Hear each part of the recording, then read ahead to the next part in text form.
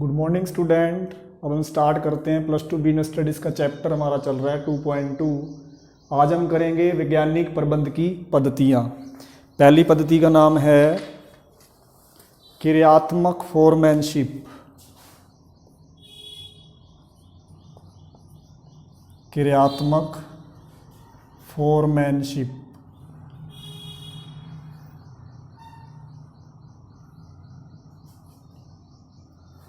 क्रियात्मक फोरमैनशिप।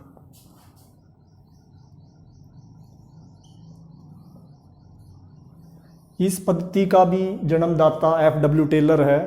उसने इस क्रियात्मक फोरमैनशिप का जो आधार है वो है विशिष्टीकरण का सिद्धांत। विशिष्टीकरण का सिद्धांत क्या था कि इसमें संपूर्ण कार्यों को छोटे छोटे कार्यों में बांट दिया गया था और जो व्यक्ति जिस काम को करने के योग्य था उसको वही काम सौंप दिया गया था। इससे उस कार्य में उसने विशेषज्ञता प्राप्त करी थी और संस्था को विशिष्टीकरण का लाभ मिल गया था। टेलर ने क्रियात्मक फोरमैनशिप के अंतर्गत जो कारखाना प्रबंधक है उसको दो पार्ट्स में विभाजित करा है। एक करा है नियोजन विभाग, नियोजन विभाग, और दूसरा करा है उत्पादन विभाग।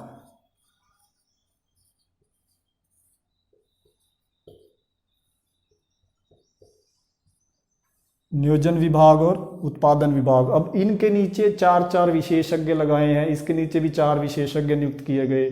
उत्पादन विभाग के नीचे भी चार विशेषज्ञ नियुक्त किए गए। हर विशेषज्ञ अलग अलग कार्य करेगा। अब उत्पादन नियोजन विभाग का कार्य होगा नियोजन से संबंधित कार्य करना।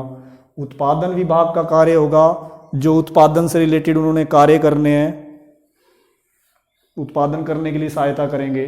अब नियोजन विभाग में कौन कौन से विशेषज्ञ आएंगे? नंबर 1 कार्य मार्ग लिपिक।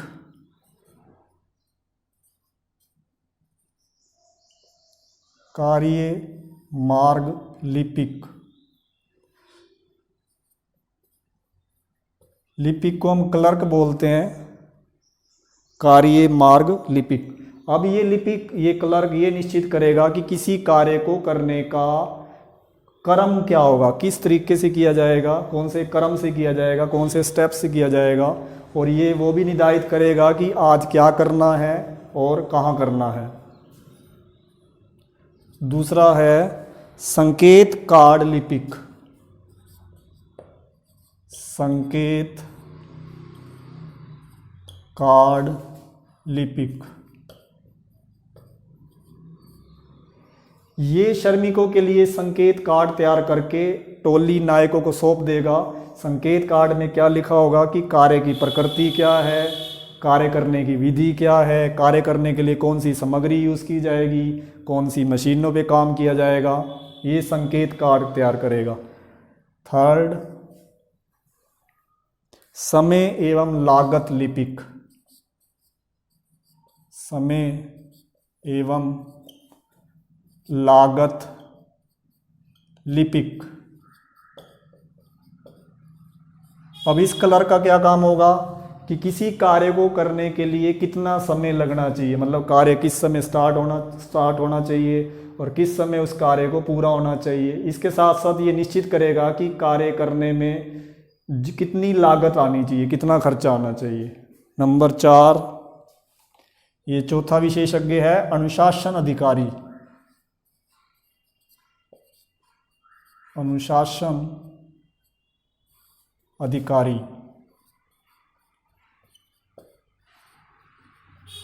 डिसिप्लिन ऑफिसर है। देखो इसके नाम से स्पष्ट हो रहा है ये क्या काम कर सकता है। डिसिप्लिन बनाए रखेगा, संस्था में अनुशासन बनाए रखेगा और कार्य को व्यवस्थित ढंग से करवाएगा। अब हम चलते हैं उत्पादन विभाग। उत्पादन विभाग के नीचे भी चार विशेषज्ञ कार्य करेंगे और कौन कौन से हैं वो? नंबर 1 टोली नायक।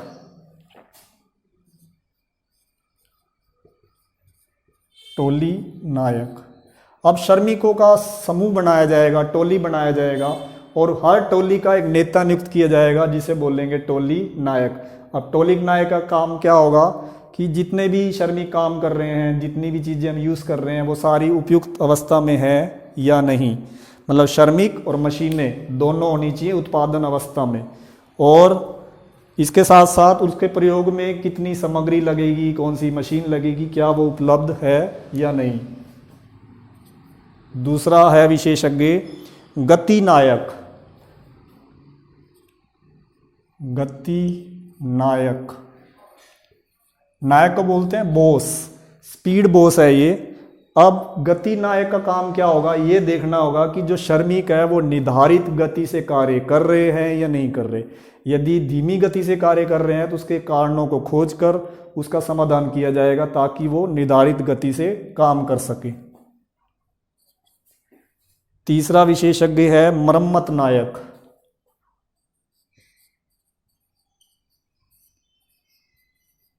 Repair boss.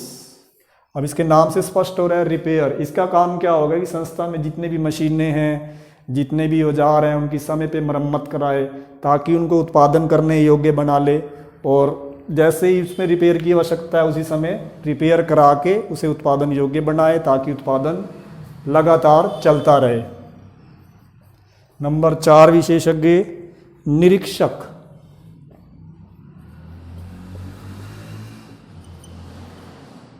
ये इंस्पेक्टर होता है, इसको इंग्लिश में बोलते हैं इंस्पेक्टर।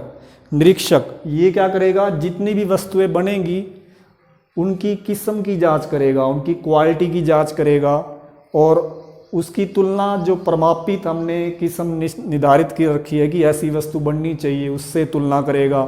यदि कोई अंतर आ रहा है तो सुधारात्मक कार्रवाई करेगा। मतलब ये इंस्पेक्टर है, जितनी वस्तुएं बन रही हैं उनकी किस्म क्वालिटी चेक करेगा और उसकी मैच करेगा किसके साथ, जो प्रमापित वस्तुएं हैं। मतलब हमने प्रमापित निश्चित किया हुआ है प्रमाप, उसके साथ इसकी तुलना करेगा।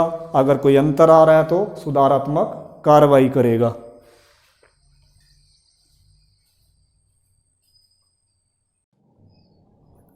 अब हम करते हैं इसकी दूसरी पद्धति।